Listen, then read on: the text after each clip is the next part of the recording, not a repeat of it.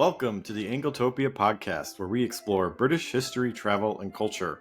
This week, we're doing something a little different as we sit down with someone who has turned her lifelong passion for Britain into a thriving business helping other Anglophiles discover the magic of the British Isles. I'm your host, Jonathan Thomas, and today I'm joined by Mary Valentine, founder of Mary Valentine Tours, a boutique travel company specializing in small group experiences across England, Scotland, and Wales. Mary has been leading intimate tours for fellow Anglophiles, sharing hidden gems and insider access that you simply can't get on your own or with larger tour groups. From exploring stately homes and gardens to discovering charming villages off the beaten path, her tours are designed for those who want to experience Britain through the eyes of someone who truly understands what makes these islands so captivating. Having just returned from another successful tour, Mary brings firsthand insights into what it's like to share Britain's wonders with fellow enthusiasts, how she's built relationships with local contacts to provide unique experiences, and what it means to turn your Anglophile obsession into your life's work. We'll explore her journey from passionate traveler to professional guide, discuss some of the magical moments from her recent tour, and get her insider perspective on the best ways to experience authentic British culture. Full disclosure, while Mary is an Anglotopia sponsor, she has not paid to be on the Anglotopia podcast. I wanted to have her on as a guest since we met. So, welcome, Mary. Thank you. Thank you very much. So, tell Anglotopia listeners a little about your background and how you ended up with the connection to the famous Calendar Girls, because you told me about this and I was blown away. Well, it's not a direct path. It's kind of a winding one. I was for several decades a professor of sociology and women's studies. And with reference to women's studies, I spent a lot of my time researching and talking about women's organizations. And in the process, I discovered the Women's Institute, which is England's oldest and largest women's organization. During World War II, it had 500,000 members, more recently about 300,000. But they're scattered all across England and parts of Scotland and even parts of Wales, and they're village-based. So as I was researching them, lo and behold, I not only joined it, but it was the same time at which the Calendar Girls' famous calendar, which I just happen to have here with me at this moment, when it first came out. And I read about it in the United States that there was this group of strange women up in the North Yorkshire Dales who were all members of the WI and had produced a nude calendar to raise money for leukemia research. And I thought, well, this is just another excuse for me to go to England. I've got to go meet these women. So I did, and we became very close friends. I got to go to the world premiere of Calendar Girls at Leicester Square when the film premiered in LA. They came and stayed with me. And so I built up a friendship with them over the years. And that led to amazing adventures because when they would go on junkets, I'd get to go with them. So I became their groupie. And I wound up publishing papers and speaking at Cambridge, for example, about my research on the meaning of this organization and its power, even though most Brits don't know very much about it or they sort of poo-poo it. I came to the conclusion it was a really valuable, fundamental part of English society structure. So that's how I got to know the Calendar Girls. And when I led my first tour, which we'll talk about, I think, in a few minutes, one of the things I did was to take them to meet them. And we went to the house where all the photos were taken and where the photographer and his wife, Miss July, lived. And everyone on our tour got their picture taken. And you could wear as little or as much clothing as you wanted. And I would say that our tour group revealed themselves in some amazing ways.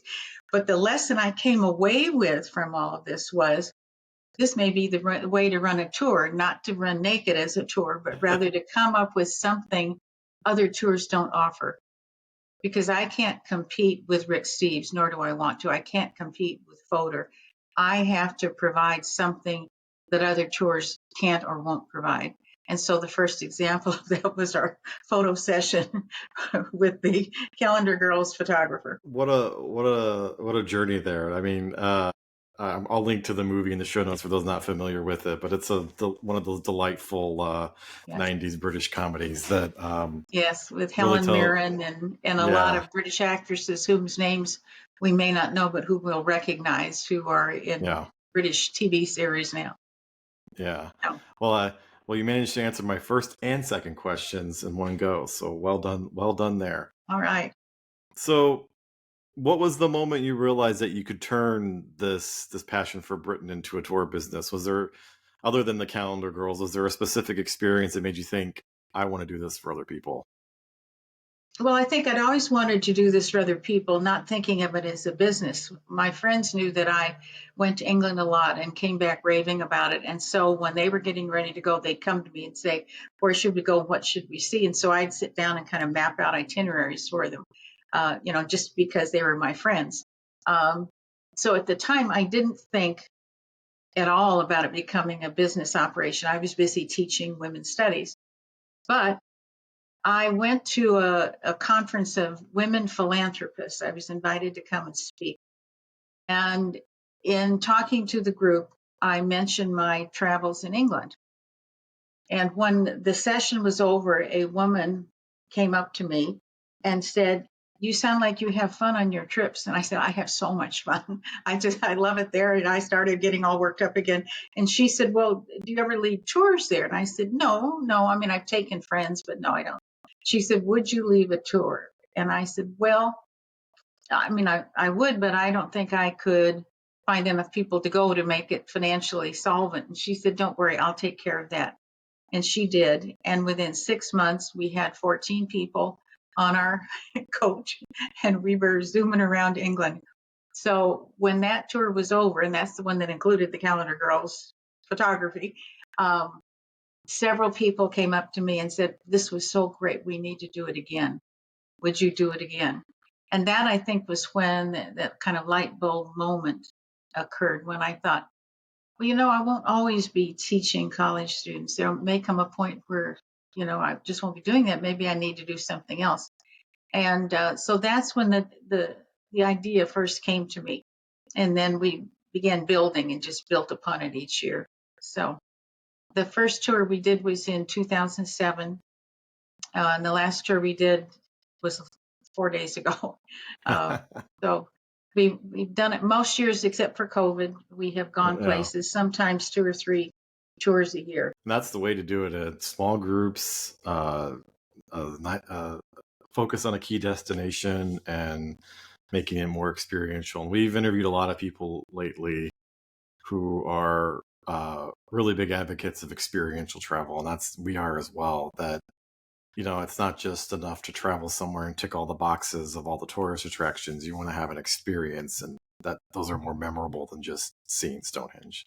Well, actually, it started with an assumption that I still work with, and that is that the people who come on my tours have already been to England. They've already seen the Tower of London. They've already seen the London Eye. They've already seen all the stuff tourists are supposed to see.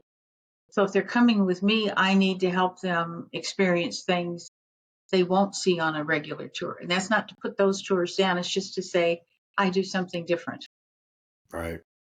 So I want to know a little more about your background. On your website, you describe yourself as having been an Anglophile since childhood. What first sparked your fascination? Was it a book, a TV show, or family It was a connections, or was it TV all the show. above? It was a TV show. I know you've lived in California for a while. You may not remember, there used to be something called Channel 9, and it was a local television station. This is back in the days of black and white TV sets. And every night at 8:45, they showed a 15-minute Sherlock Holmes story. And so I was allowed to stay up and watch until the end of Sherlock Holmes. I fell in love with the idea of Sherlock Holmes, Dr. Watson, and their wonderful little apartment or flat, and the horse-drawn carriages and the mysteries they sell. The whole thing I loved. So that was the beginning.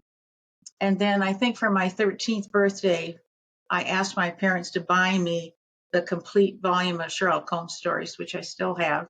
And that summer, I sat down and I read from page 1 to page 835, wherever it ended. So I had read them all. Meanwhile, on television, I had caught Mrs. Miniver with Greer Garson, and real tearjerker about World War II. And I began watching other British things. And about the same time, somebody, an older friend whom I looked up to, recommended to me that I read Jane Eyre. And I thought, oh, well, okay, so I'll read that. Well, that, just whetted my appetite. And then I stumbled on Jane Austen, and that just spiraled out of control. I was so excited. And so it was television and movies and literature that all said to me, I need to go there someday. When did you first go to Britain? I didn't go until I was 44. And the reason I went then, I couldn't afford to go before then. And even when I went, I couldn't really afford it. But my daughter had just graduated from UC Berkeley, and she had been given what's called the Marshall Scholarship, which is a scholarship the British people give to so many, like, I don't know, 12 or 15 students every year to thank the United States for the Marshall Plan. Okay. My daughter won that scholarship, and so she went to Oxford for 2 years. So knowing that she was going to go, I said, well, I'm going to, because I have to see where you're living. And it's not fair that my daughter can live in England and I can't. So that was the first time I went to England. And that would have been in 1988. So that was my first trip, but not my last. And now I've been more than 50 times. You've clocked higher numbers than me, so I'm All right. jealous now. But it's not a Uh, copy. yeah, I remember a long time ago. I connected with a local history teacher who had written some books, and we had lunch together. And he was telling me that because he's a teacher, and through Canny collection of airfare miles and the fact that he was off in the summers, he got various opportunities just as a history teacher. He had told me he had been to England like 112 times, and I'm like, Oh, wow. I've got some work to do to catch up. That'll be So worth it. yeah, so I get my numbers up. So Mrs. All right. Anglotopia, if you're listening, I gotta get my numbers up. Let's talk about the current tour that you just did. You just returned from a tour, and you know what was the arc of the tour? What did you guys see and do, and what was the experience like? And then we'll talk more Well, about the tour after that. this was a little unusual in the sense that for the first time I didn't start the tour in London. Okay. This was a tour that focused on Northern England and Scotland. So people flew into Heathrow, and our driver with his coach came and picked us up at Heathrow, and off we went. So we headed north, stopped in a couple places before we got to Scotland. So did a night in the Lake District and the Cotswolds later on, and so on. So we did some days in England, kind of as a step to get us up north, because those are long distances.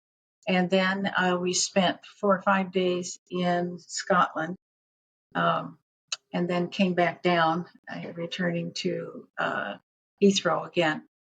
A lot of things to see. The National Justice Museum was something I had never been to before, and well worth seeing. That's in Nottingham, so we had made a stop there. We also stopped on our way up to Scotland in a little village called Tyrone, which had beautiful little hotel and of all things, a 2-star Michelin restaurant tucked into this obscure little village. So we stopped to do that as we headed north. And the other thing we did, which was really fun, was to go to an exhibit called the The Wonderful World of James Herriot. And it's an exhibit in Thirsk, England, all about all creatures great and small. So they've reconstructed the office there, his house, and so you can wander through, and it looks like he was just there yesterday, and there's stuff scattered all over the place. Really well done. Really, really well done. So anyone who's a fan of all creatures great and small, that's a place they really ought to go, because they will recognize everything there and get in the mood. So from there, we went up to Scotland, and we spent a couple days in Edinburgh and a couple days in Glasgow. We stopped in Stirling, and then headed back south again and went through the Cotswolds on the way home, so everyone could say they'd been to Stow-on-the-Wold and Morton in the Marsh. They're just some of the great names of villages in England. Um, and it was a good time. Everything gelled well. We had one accident, so one person was injured, but we barreled through that. So it was a great time. So do you guys have like your own coach that kind of sticks with you the entire trip? Yes, what I do, I've learned to do this, is we hire a coach for 10 days or whatever period of time there is. Depending upon the size of our group, we may have to have two drivers, otherwise one, and that's because of the safety laws in England. If you have more than, I think it's 9 people, 8 or 9 people in your coach, they limit the number of hours you can drive per day and the number of work breaks that you should have, which means that, and you can only work 6 days in a row. So if you've got a 10-day tour and you've got a large group, then at day 6, a second driver has to come in and take over. I have learned more about this than I ever wanted to know. But we had a small group this time, so we had the same driver from day 1 through day 10. And I'll tell you later about the importance of the driver, because that's the great discovery I've made. But yes, we had a like a people mover, I think the British call them. And so we fit into that nicely, and off we went. So were there any particularly magical moments or experiences that you guys either did plan to have or planned to have that were wonderful? Um, for me personally, there was a magical moment. At one point during the trip, one of the people fell and hurt himself rather badly, but in apologizing to all of us, which he didn't need to do, he said, I had planned this to be the tour of a lifetime for my wife. Well, so of course I'm getting choked up about that. And here he was injured, and he was worried it was going to, wreck things and so on. And it didn't wreck them at all. But at the end of the tour, he turned to me and he said, it worked. And for me, that was magical. That Oh, even nice. despite the fact he'd injured himself, this was the tour of a lifetime for him. So that for me was very, very magical. Um, and from what he said, I think it was for him too. So I know you probably can't give too much detail about it, but I'm curious to know. So you had an emergency situation while on tour. Right. Did the person have to avail themselves of the NHS, or did they have insurance that covered everything? How does something like that work when you're traveling on a Okay. tour? Yeah, well, to me, that question all starts before the tour begins, because I say to everyone, you must buy travel insurance. I can't Yeah. force you to, but I can't give you better advice either. Buy travel insurance. And 2 or 3 times in past years, I've had someone who became ill, and I had one person who had to be medevaced out of England and flown back to Northern California. And I've said to people, I won't tell you what company to go with, but shop around, but please get travel insurance. This couple had it, so that was not an issue for them. And fortunately, the hero of this story was our driver, because when the man fell, we saw that he was seriously hurt. The driver said, I will take him to the hospital. So the man who fell and his wife and our driver went to the hospital, went to the emergency room. Our driver stayed with them for 7 or 8 hours until they were seen. So that was fantastic, because it allowed me then to lead the rest of the group, get us back on schedule where we're going. My experience in the past has been, I need to have one other adult there who is my backup, so that when something like this happens, I can say to that person, take the group and go forward, or stay with the person who's injured. If I'm by myself, it's really hard to do that. So you don't know what to do. Do I halt everything while we wait to see what the story is, or do I make this poor person go to the hospital alone? And that's not a good alternative. So the practice I have, and our driver was particularly helpful, but my general rule is have one other person. So I've got a friend who comes sometimes, and I have a sister who's been through the tour several times, and they're there, amongst other things, to deal with an emergency.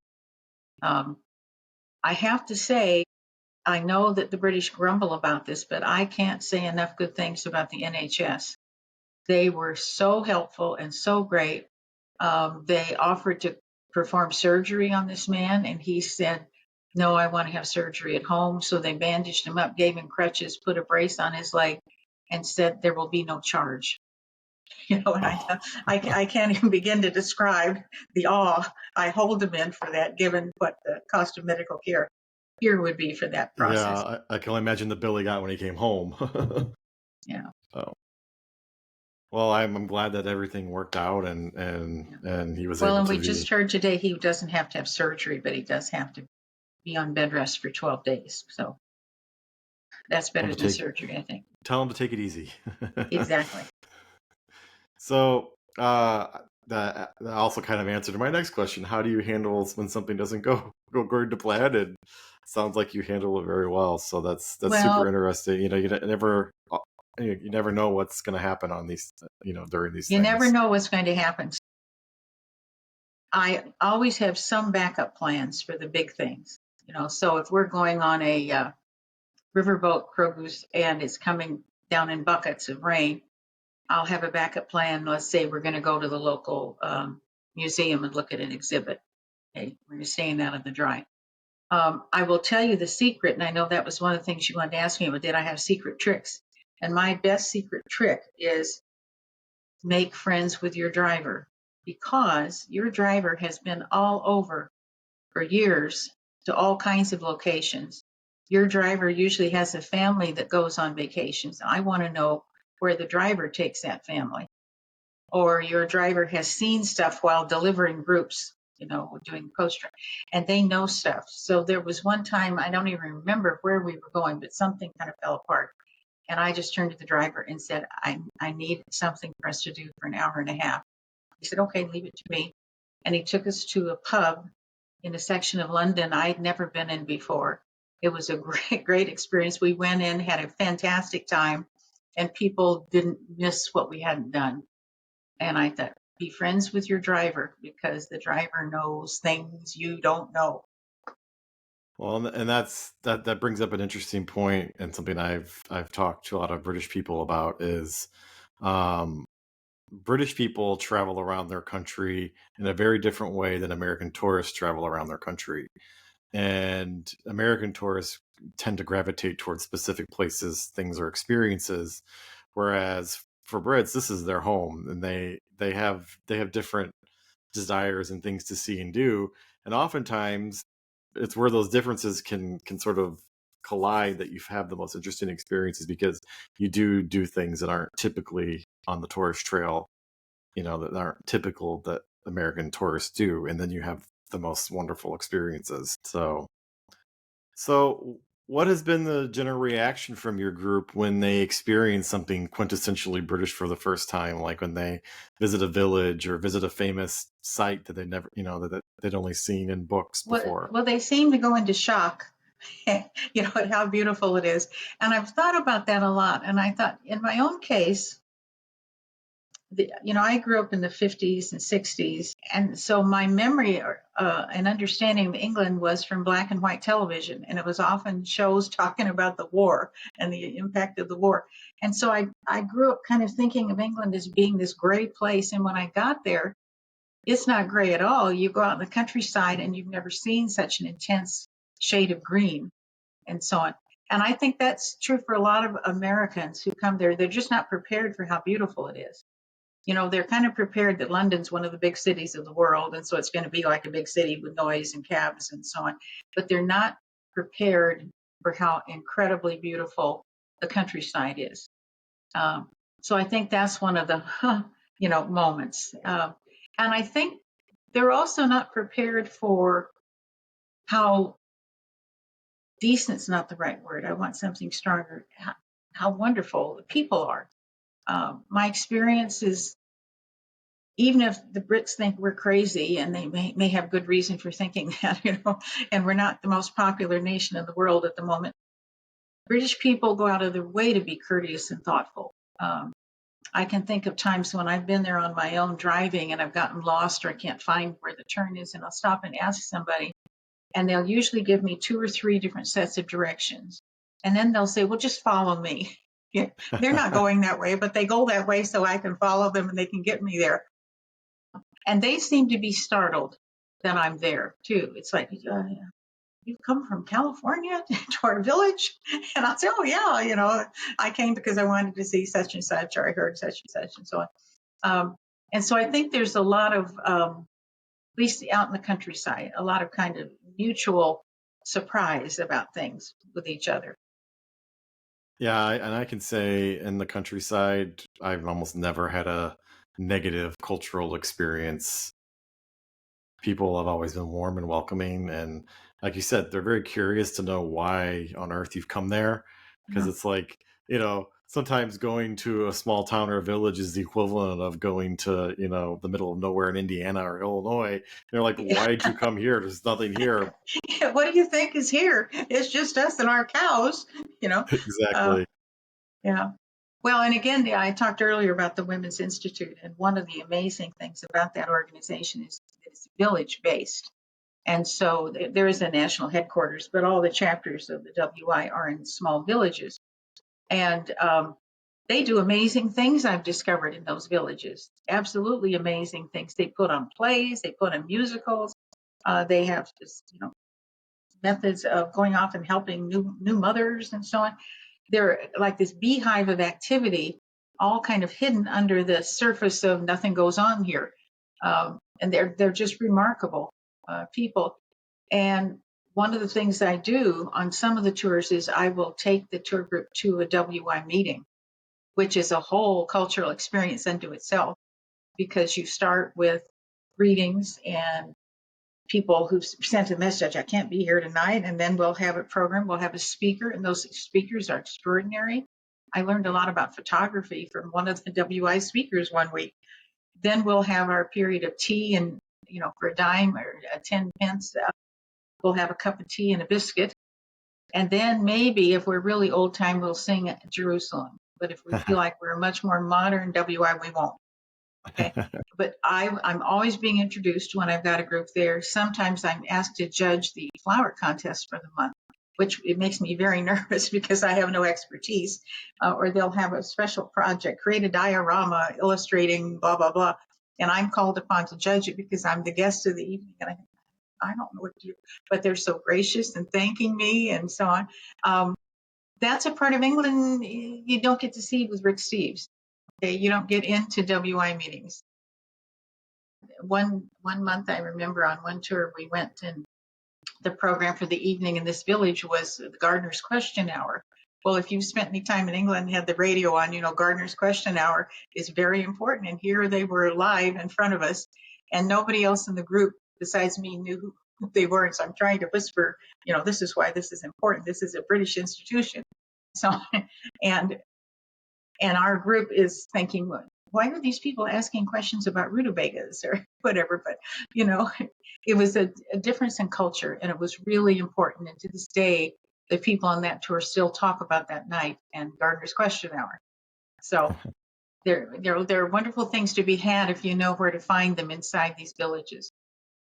Yeah, and that's one of the reasons why I kind of advocate, if you're going to travel to Britain a lot, pick a town or a village and make it your surrogate hometown, because then you can sort of become a part of that cultural life that these rich cultural life that these towns have. And frankly, that's I think that's the appeal of a lot of for British travel for a lot of people and a lot of Anglophiles is, in many towns and cities in the US, we don't have that civic or cultural life anymore, where we used to have it 30 or 40 or 50 years ago.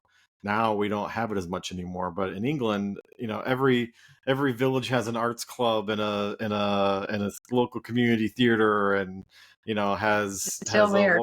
yeah, all that like quaint stuff is still there, and that's nice. And not only that, they fight for the survival of those things. They want to keep them, so they make sure that they get funded and they make sure that they get supported. And I think not to get into the weeds, but the collapse of civic life like that has led to a lot of Right. problems here that are Right. current problems. Well, So yeah. I always try to contact them in advance as a courtesy and explain I'm a WI member. Well, that throws them. Oh, are you the president of the WI in the United States? And I'll say, no, I am the WI in the United States. I'm the only one. But I will contact them ahead of time and say, I'm bringing a small group this day, and I know would it be all right if we came and sat in? And they always say yes, of course. So one year I was in the Cotswolds, and we had gotten there early, and we were out in the square. And often there will be a box with a glass panel in front of it with announcements, local announcements. And I just went over to see what's going on, and I found a sign that said, Tuesday night, Mary Valentine will be here. It was this big headline, like you thought, Princess Kate will be here or something. So I came in, it was like, here she, and they had prepared some lavish spread for all of us. And it was just the sweetest thing, like we were somehow important, but we were to them because we were people who were interested in them. And so I have learned a lot from the time I've spent in villages. So how does one become the only WI member in the USA? Well, I just called him up. No, I guess I was in London one day, and I went to the national headquarters and I said, can I join? Well, that threw them into a bit of a tizzy because nobody from the US had ever done that before. And they said, we think you could. We don't know any reason why you couldn't. And so I said, well, okay, how much will I'm willing to pay my dues, or my subs, as they say. So that led to another discussion of, well, what would we pay someone who was a member but who didn't live here and who's only here a few weeks a month? We got that figured out. And so that was maybe 20 years ago I did that. And I guess anybody else could. I think there is a way now to online, because they kept up with the times. Online, you can join as an associate member now, so you don't have to be the lone American member anymore. Yeah, I know Americans can join the National Trust, sort of, if you join the Royal Sort Oak of. Foundation, but you can't directly join the National Trust. You can't directly join English Heritage, but it's nice to know that the WI will let you in. Yeah. So, um, so speaking of change and modernity, Britain has changed a lot over the decades that you've been running these tours and that you've been traveling there. How do you balance showing visitors the traditional storybook Britain that they might expect, but also show them a modern country? Well, I usually start the tour in London. As I said, this last one was unusual because I didn't. But what we'll do in London is we'll go to some new restaurant, and at the same time, then that same day or the following morning, we'll go over to the Foundling Museum, which is, still living the consequences of 100 years or more ago. So I try to show them that even in one of the leading cities in the world, you've got this amazing respect for history. At the same time, you're modernizing. Out in the countryside, I would say the change I've noticed is when I first started going there, nobody had Wi-Fi. Nobody was on the internet. When I tried to book, a room or a stay, I would either have to write letters and wait for weeks for a response, or invest big money in making a phone call, because it at that time was really expensive to call England. Um, so that's no longer necessary. Now with WhatsApp and all the technology, I find that people in the countryside are very comfortable with it. And maybe the same reason that people here become comfortable if their kids in school are learning that way, and the kids teach the parents or the grandparents or whatever. But I think there's a real contrast if you're in London one day and that night or the next day you're in Burton on the Water, or you're in Stow on the Wold, or whatever. It's dramatic, but you see both are existing simultaneously. And London is never going to get rid of its listed buildings. They will always be there because they have such a respect for history. But at the same token, I know you were there fairly recently. If you just look around the city, the buildings that are going up, the architecture has changed. It's a very modern looking city in many ways. So I like to show that to people, that there's no simple description of what it is, because it's become more complicated in recent decades. Yeah, I know when we publish articles about modern architecture in London, people inevitably complain about it.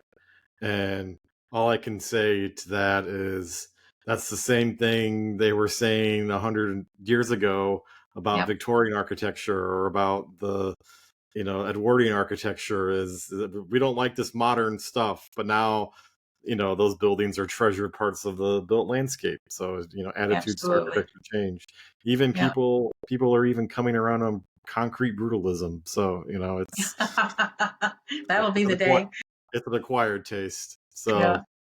So, uh, what's something about British culture that even seasoned Anglophiles like us don't know or appreciate until they experience it firsthand? I would say one thing that comes to mind is my explaining to people what the Aga is about and where the Aga stoves came from.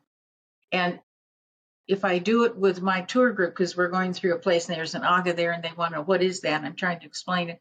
And I tell the story about the blind man who invented it.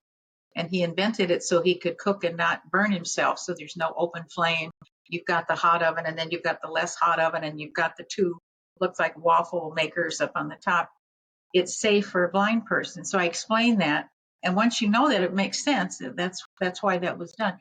Invariably, there will be a British person standing by who will say, "I never knew that." So every once in a while, I'm able to share a tidbit of information that the locals don't know.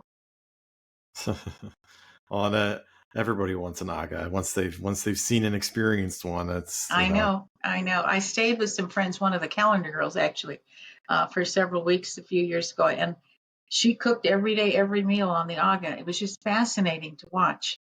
it's really She said, hard. "Look, it has a learning curve." Yeah, I said, "I'm sure it does."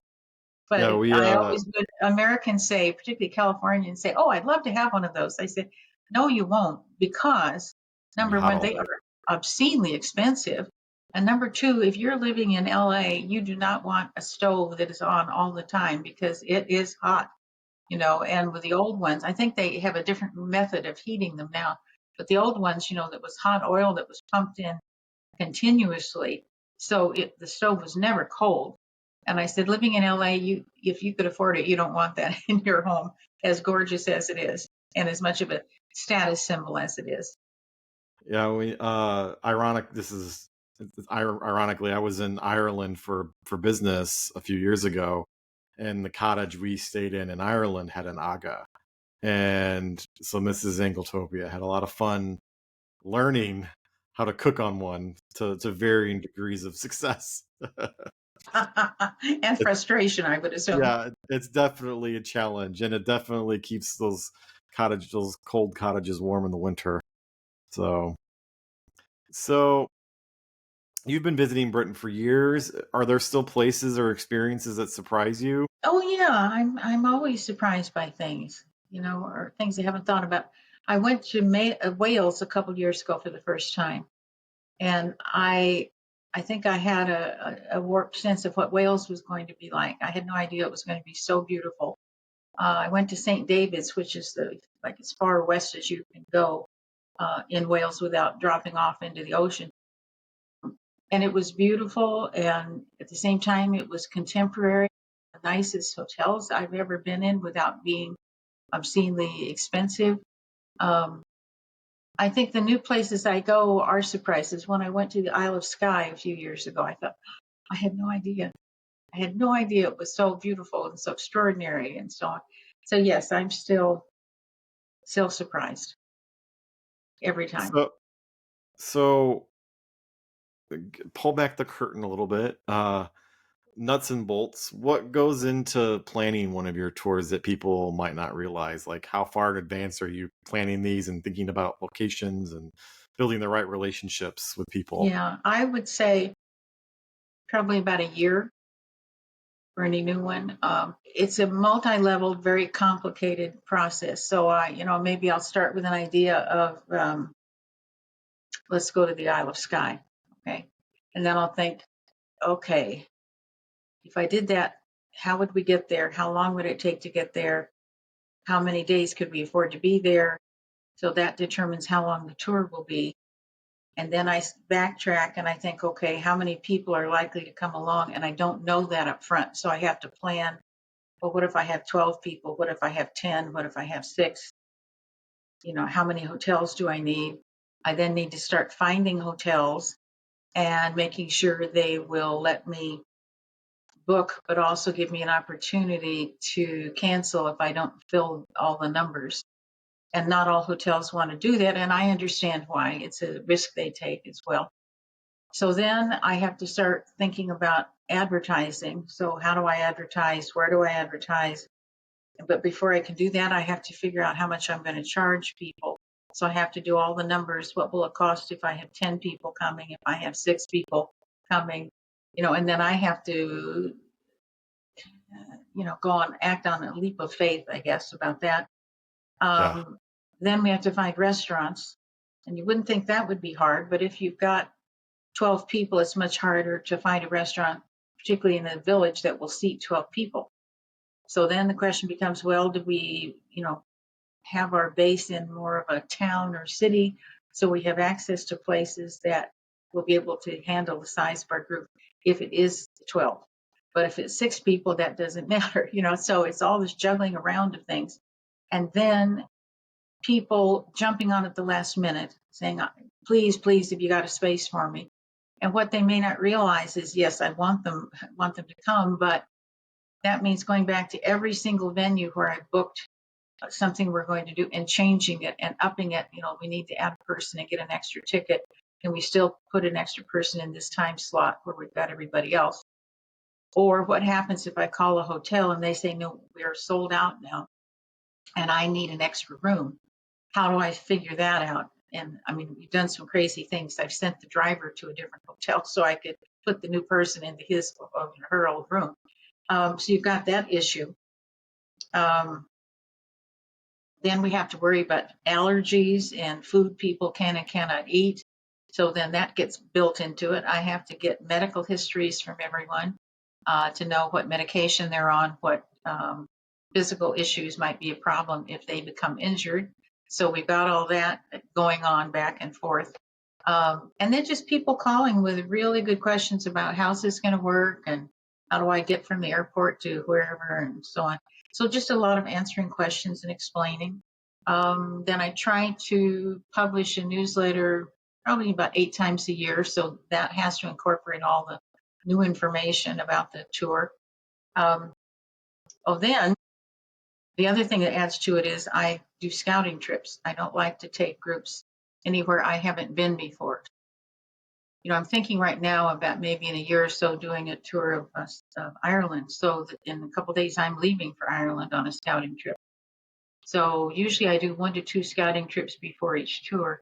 And each of those takes a week to 10 days. So it just adds up, and it becomes a year-long process. And to somebody joining on, they may think, okay, I know I need to send a check or a deposit or whatever, and I know these are the dates I'm going.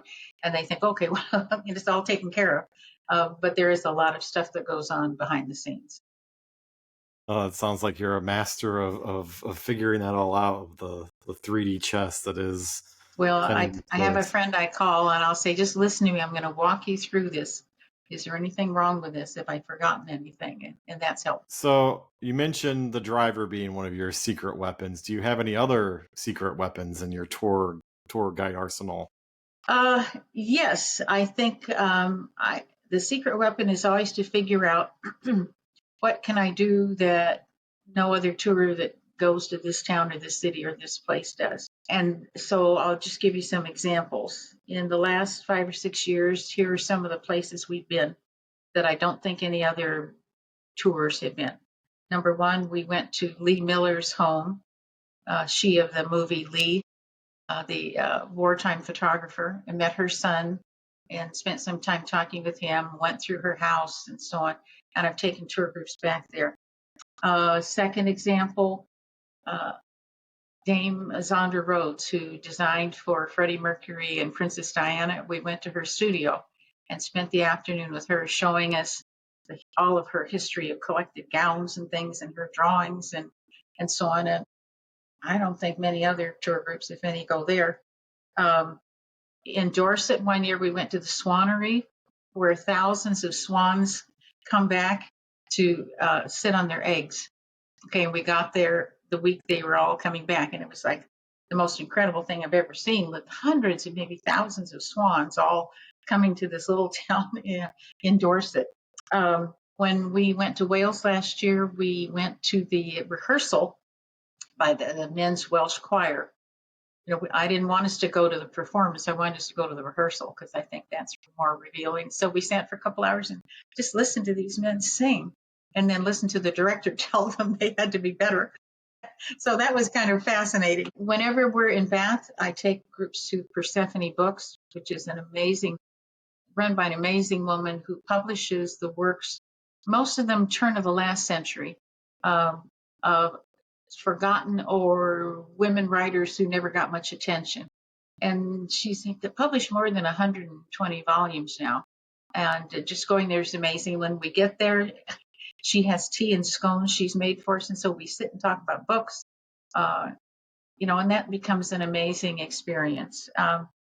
Probably one of the best things we've done in recent years that was a big surprise was when we were in Wales and we went to meet the man who is a love spoon carver. I don't know if you know what love spoons are. I didn't. I'd seen them and never known them, but they can be, like the size of a spoon, or they can be huge. And they're carved and they're traditionally given from sweethearts to their sweethearts. So this man who had to be, I would think in his 70s, is carving a spoon out of wood while talking to us. And then he stops and he holds up one. He said, "This is the one I carved and gave to my wife the day she agreed to marry me. And this is the one I gave her to her on the night of our wedding." It was so sweet and so wonderful. I came out weeping at how great it was. Here was a man with such passion about and pride with the work that he did. And he brought his son in because his son's growing up in the business. This is out in the middle of wilderness in Wales, and we found this. Um, Let me think. When we went to Cornwall, we learned to cook pasties. We went to cooking school. So I guess what I'm saying is my advice, my trick, if you will, is do something nobody else does, or a few other places do. Um, the bagpipe lesson was the latest thing we did last week. One of the people on our tour is building, I don't know how you do this, he was making his own bagpipe at home. And so we went to the National Bagpipe Center and he looked at bagpipe construction, and he began blowing through the tube to show us how that is done. So everybody, had their turn trying to see if they have the lungs for a bagpipe. So those are just examples of things that we do that give us an edge. But I think the challenge I have is not many people know us about us. They don't know that we're there. So to me, the toughest thing I have had to deal with is marketing. Well, I can sympathize there. As a fellow British themed business owner, marketing is consumed most of my daily thoughts. So Well, but you provide so much for people. You're so prolific, and the things you're offering are amazing. I don't know how you can write the volume of stuff that you write in the window of time that you have. I don't know either. I've been at it for 18 years now, and I'm just used to it at this point. And I'm always working on the next thing. Yeah. So, other than marketing, what's the most challenging aspect of leading tours that people don't necessarily see? Ooh, other than marketing, I don't know. I don't find people particularly difficult. I would say in all the years I've been doing it, we've had maybe 3 or 4 difficult people, but usually, they're great. So the times we've had difficult people, there's been no satisfying them, if you know what I mean. Right. I don't have the best room. Why don't I have the best room? And those kinds of things that you think this is what makes Americans unpopular. But no, I'd say marketing, getting the word out, recruiting. I'm trying some new techniques this year. I know I'm advertising with you in your newsletter for the first time, and I've got a little system going here that isn't going to bring in many people. We'll see. And that is, I go to the local pubs in the greater Los Angeles area and ask if I can leave my brochures there, in return for which I will write a review of their pub in my newsletter.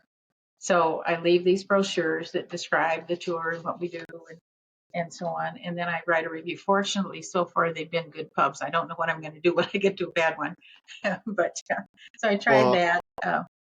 as as someone who lived in LA for a few years ago, I can confirm there are a lot of great British themed pubs and stores in the LA metro area. So Well, and the other thing I've done which may pay off. I got a call from it the other day.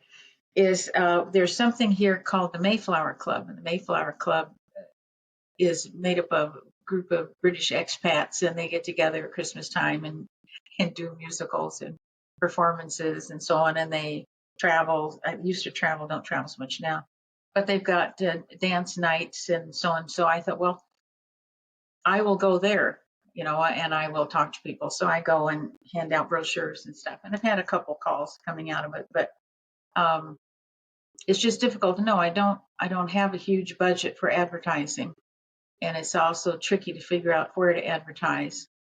That would be most likely to find people who'd be interested in this, And I think a lot of people already have their own travel agents whom they trust and they've worked with for years. So that makes it a bit more of a challenge as well. But I'll plod along. We'll see.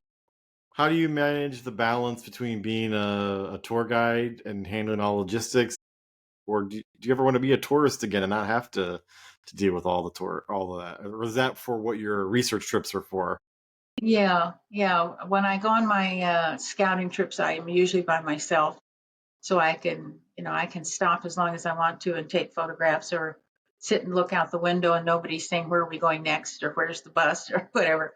So I suppose that's the way that I get to deal with a relatively stress-free experience there. And at the same time, it makes me feel more confident than when I go as a leader. I know where I'm going because I've been to this place before and scoped it out.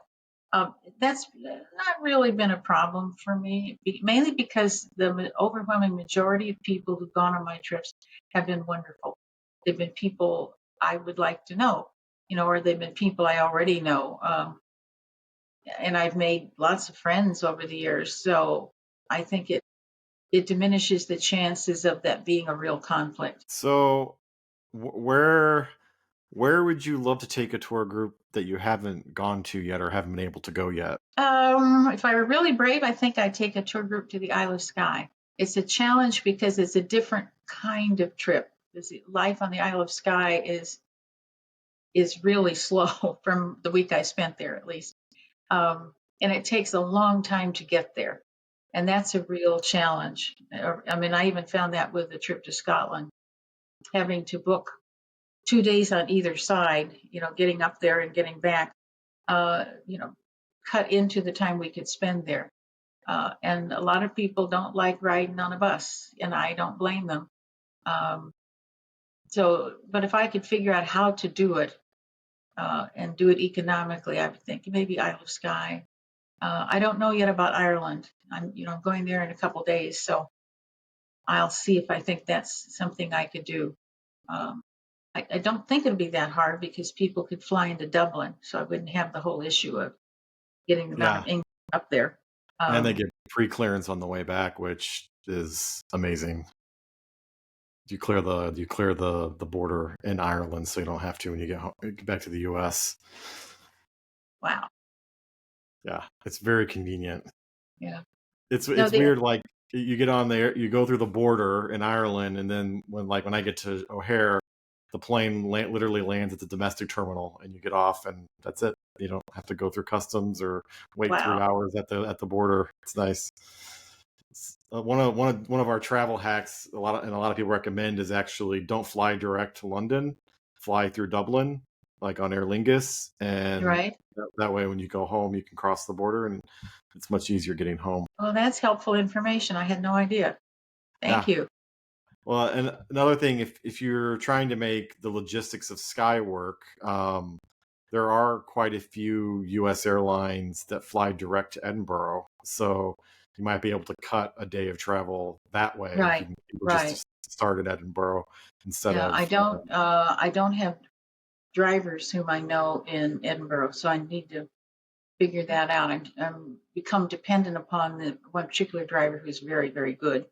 Uh, so I'll have to negotiate with him maybe the next time we're going to Edinburgh. But or so. So we'll for my final question, so you've got one more tour coming up this year. So where are you going? What are you going to see and do? You still have spaces, I assume, available, so people could conceivably book after hearing this. So give us the sales yeah, pitch. Okay, the September 2nd through the 11th tour is basically a repeat of the tour I just did.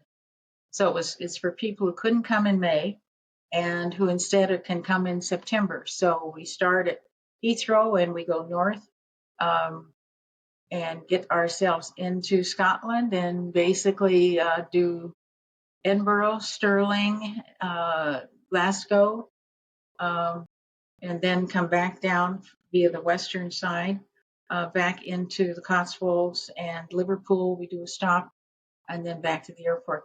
So it gives you a combination of seeing parts of England you may not have spent any time in before because they're further north. And it gives you the big outline of the southern part of Scotland. So you see the major cities of Scotland, but then we spend time in the countryside as well. Um, and it's beautiful, beautiful countryside, friendly people. We had a fantastic time. So come with us because we're going to go do it again. Wish I could. So, well, thank you for joining us on the Anglotopia podcast, Mary. For those inspired by today's conversation, you can learn more about Mary's tours at her website, maryvalentinetours.com, which we will link to in the show notes. We'll also link to her website and social media in the show notes. And we'll link to some of the experiences she mentioned today.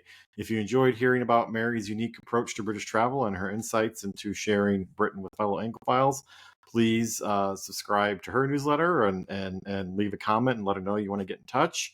If you enjoy the Anglotopia podcast, please consider joining the Friends of Anglotopia Club, where you can get early access to new episodes and connect with other enthusiasts of British stuff. So join us next time as we continue exploring the people, places, and experiences that make Britain so endlessly fascinating to discover. Thank you, Mary. Thank you for the great work you do. Thank you.